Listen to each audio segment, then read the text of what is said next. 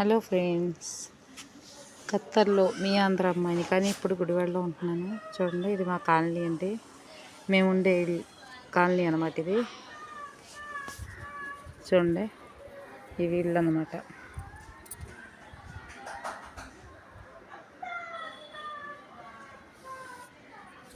ఇక్కడ ఎవరి కాళ్ళు ఇల్లు కట్టుకుంటారే కానీ కింద రోడ్లు మాత్రం శుభ్రత ఉండదండి. శుభ్రతే ఉండదు అస్సలు. గెడ్డొచ్చేసి కాలువలు నిండిపోయి ఎవరి కాళ్ళు కాలువల్లో రాళ్ళు వేసుకొని ఆ వీడియో కూడా పెడతాను చూద్దురు.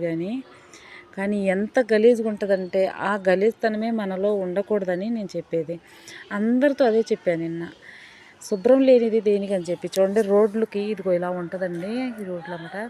కానీ ఎంత శుభ్రం చేసుకున్నా అంత మంచిది మనకే కదా. కానీ శుభ్రత ఉండదండి.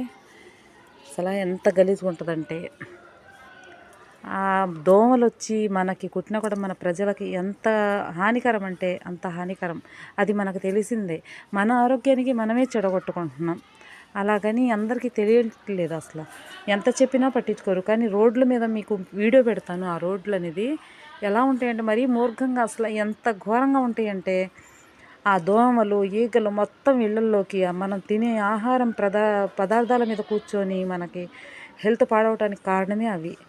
నేను పెడతాను. ఆ వీడియో చూశాక మీరందరూ చూసి లైక్ కొట్టి సబ్స్క్రైబ్ చేస్తే కనుక ఆ వీడియో ఎక్కడి దాకా వెళ్ళిద్దో చూడాలి. ఎందుకంటే మన ఎలక్షన్లో నుంచొని అందరూ ఎలా అంటారంటే మేము అది చేస్తాం ఇది చేస్తాం అలా ఇలా అని అంటారు. కానీ ఈ కాలనీకి వచ్చి పట్టించుకునే నాదుడే లేడండి.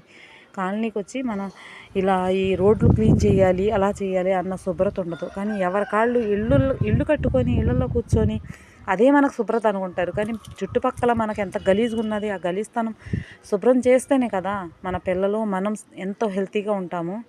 పెడతాను ఆ వీడియో కూడా మీకు పెడతాను చూద్దరు.